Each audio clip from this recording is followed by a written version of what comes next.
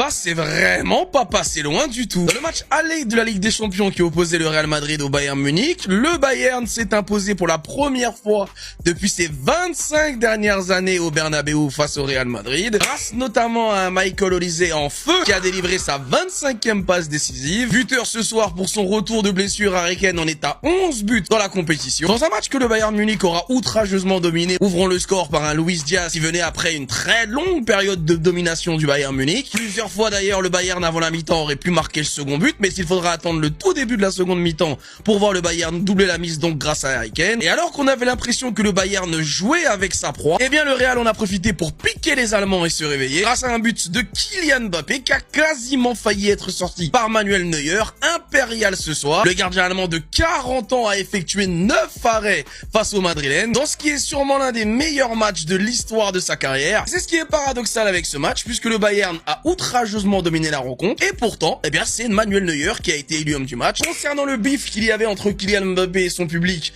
eh bien le fait qu'il ait marqué a apaisé un petit peu les supporters du Real, surtout en fin de match parce que l'espoir était de mise pour voir le Real Madrid réussir à égaliser. Il aura été l'attaquant le plus dangereux côté Real Madrid, bien aidé par un Vinicius Junior qui lui aussi également était en feu, bien que maladroit face au but. En tout cas, avant le match, je vous parlais du fameux complexe qu'avait le Bayern lorsqu'ils affrontaient le Real, surtout au Bernabéu. Eh bien encore une fois, on a pu le constater que malgré l'outrageuse domination du Bayern, les gars, doucement. Depuis hier, j'entends comme quoi le Bernabéu attend Kylian Mbappé quasiment avec un fusil braqué sur sa tempe. On a l'impression que ça va être le dernier test du joueur, alors que pour rappel, il reste 3 années de contrat au joueur du côté du Real Madrid. Certains nous expliquent que le Real Madrid ce n'est pas le Paris Saint-Germain et que si le joueur n'est pas bon lors de la double confrontation face au Bayern Munich, eh ben il sera vendu. Alors qu'il n'existe absolument aucun monde où Florentino Pérez, qui a couru pendant 5 ans derrière le joueur, le vende au bout de seulement 2 ans. Et ça, même si vous êtes fâché. Donc ce match face au Bayern Munich que le Real Madrid n'est pas forcément sûr de perdre, parce qu'encore une fois, on le rappelle, le Bayern a un gros complexe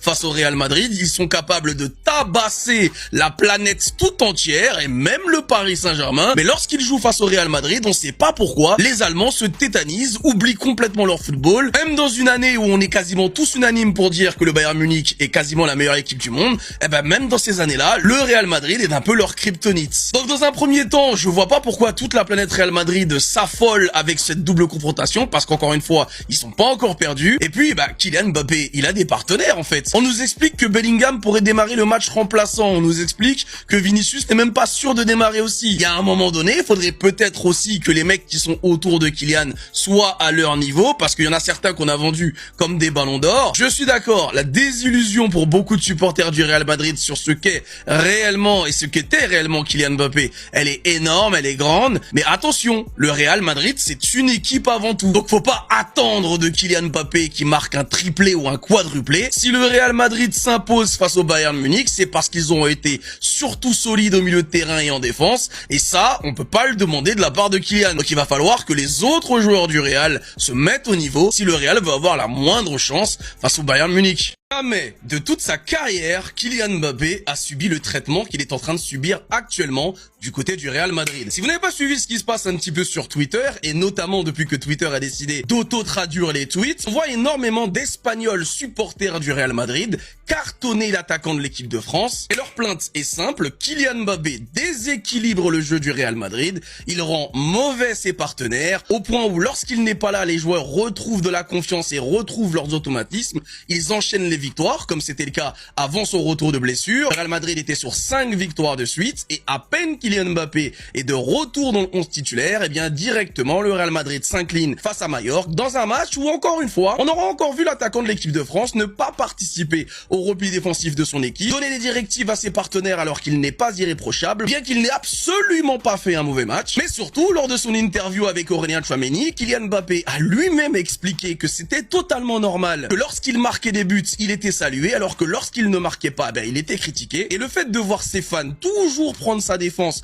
quand les supporters du Real Madrid se plaignent de son attitude, ça les a mis complètement en colère. Au point où les supporters du Real Madrid sont allés extrêmement loin dans leur hate, puisqu'ils ont même créé un site internet avec un compte à rebours qui indique la fin du contrat du capitaine de l'équipe de France. Je vous le dis, au Paris Saint-Germain, on n'a jamais fait ça. Et le pire dans tout ça, c'est que les supporters du Real Madrid remontent ce qu'il s'est passé au Paris Saint-Germain, avec l'attitude du joueur, comme par exemple quand il a arraché le trophée des mains non pas de Raphaël Paul, mais de l'un des adjoints de Luis Enrique. Ils reviennent également sur tout ce que disaient les Parisiens sur l'attitude de Kylian Mbappé et le fait que ce joueur sera toujours égoïste. Certains l'avouent enfin, oui, Kylian Mbappé a toujours été comme ça. Ce sont simplement les supporters du Real Madrid qui se sont bercés d'illusions sur un joueur qui en fait n'a jamais existé. Ils ont enjolivé la personnalité de Kylian Mbappé et sa façon de jouer parce qu'encore une fois, ils ne regardaient pas les matchs du Paris Saint-Germain et se sont contentés de juger un joueur sur la double confrontation face au Real Madrid où là, ils étaient quasiment tous tombés sur le charme du joueur. Aujourd'hui, ils reprennent donc en boucle tout ce que les supporters du PSG ont dit sur Kylian Mbappé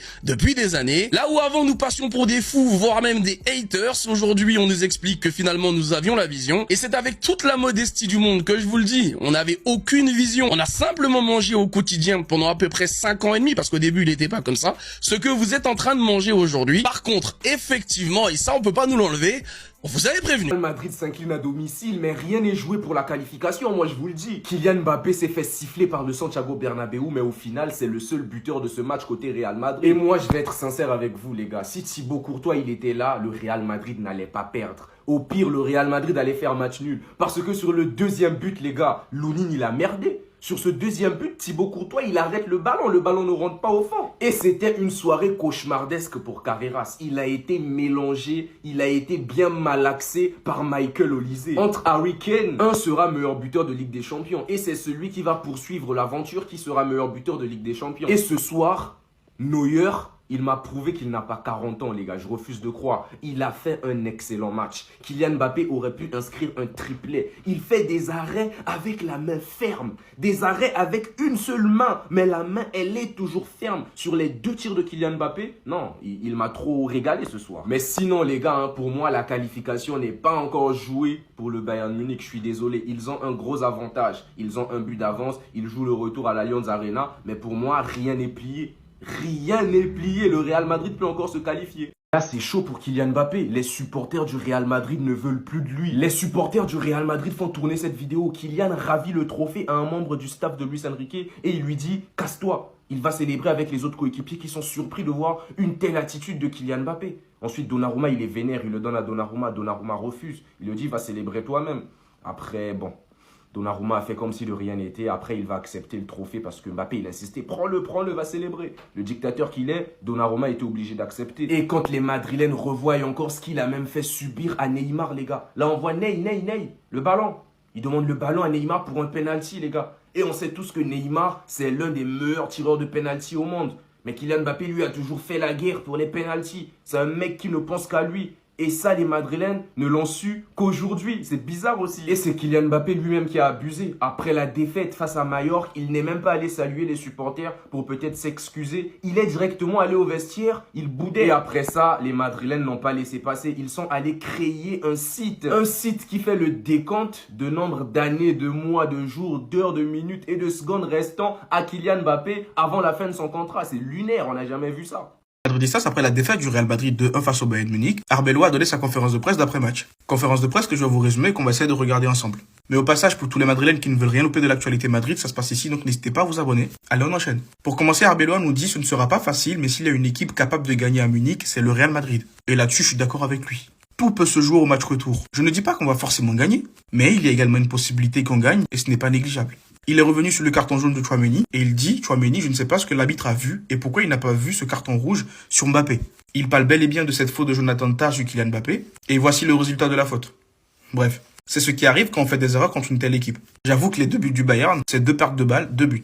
Je n'aime pas laisser Jude Bellingham sur le banc, mais nous avons parlé de son retour sur le terrain et cela doit se faire de manière progressive. Je le vois en meilleure forme et je suis sûr qu'il nous aidera beaucoup à Munich. Par contre, là-dessus, je suis d'accord. Aujourd'hui, il fait une bonne entrée en jeu, mais il y a une chose que j'ai trouvée très intéressante, et ne vous inquiétez pas, on va peut-être en parler demain dans une autre vidéo, c'est que Jude Bellingham, quand il est entré en jeu, il jouait plus bas. En gros, il a remplacé Pitache, mais du poste pour poste. Et Brahim Diaz a remplacé Güler poste pour poste. Brahim était en 10 et Bellingham était plus bas. Très intéressant et c'est un truc qu'il faut garder à l'œil. Nous irons à Munich avec l'envie de tout gagner. J'espère bien en tout cas. Kylian Mbappé, c'est le meilleur joueur du monde, c'est le Mbappé que nous voulons voir. Il a été une menace constante pour le Bayern. Moi, Kylian, je trouve qu'il a fait un plutôt bon match, comme la plupart de ses coéquipiers, à part Carreras, bien sûr. Et pour terminer, d'ailleurs, Carreras, et il dit c'est un joueur incroyable, l'un des meilleurs arrière latéraux au monde. J'ai entièrement confiance en lui et il saura tirer des leçons. Ce n'est pas facile d'affronter un joueur comme Olise.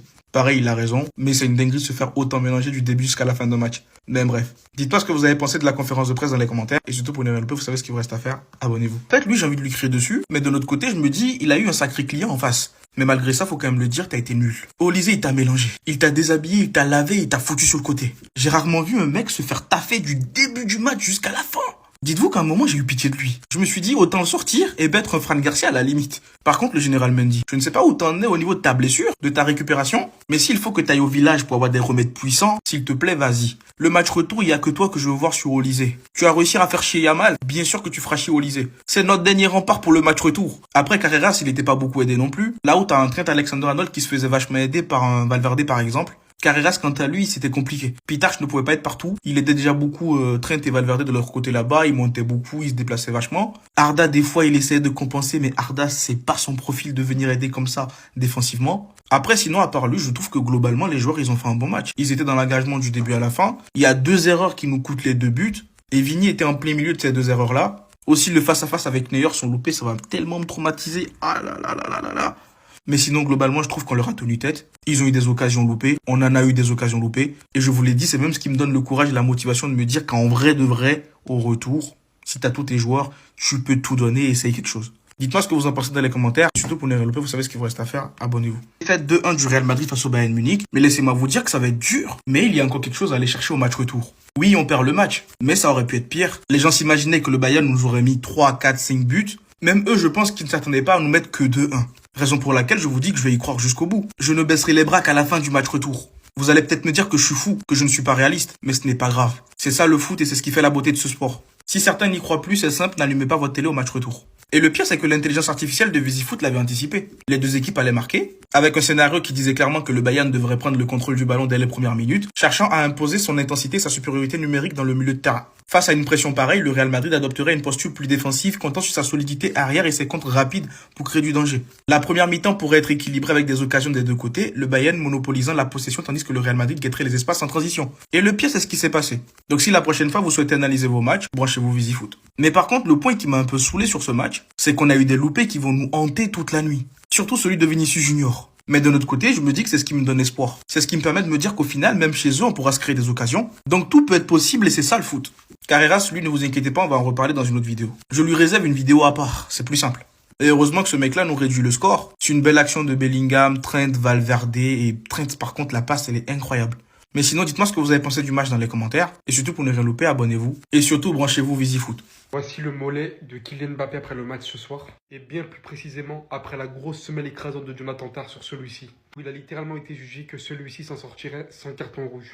Tandis qu'Aurélien Tchouameni déclare « Je ne sais pas, je ne faisais que de courir, je n'ai même pas fait de tacle ». Mais l'arbitre a décidé cela, je pense que c'est parce qu'il y avait beaucoup de fautes avant, donc je pense qu'il voulait donner un autre jaune. Mais je ne comprends vraiment pas. Vous allez me demander pourquoi je parle d'un carton jaune obtenu. Tout simplement pour vous montrer qu'on perd littéralement l'un de nos joueurs phares de notre équipe pour le prochain match. Parce que oui, Aurélien Tchouameni est suspendu pour absolument aucune raison. Et que des mecs comme ça, qui font ce genre de foot, vont littéralement jouer librement comme si de rien n'était lors du prochain match. Franchement, je suis absolument pas là pour faire le mauvais perdant. Au vu de la physionomie du match, perdre 2-1 pour le Real Madrid, c'est ok. On pouvait choper le nul, mais perdre d'un but, c'est ok.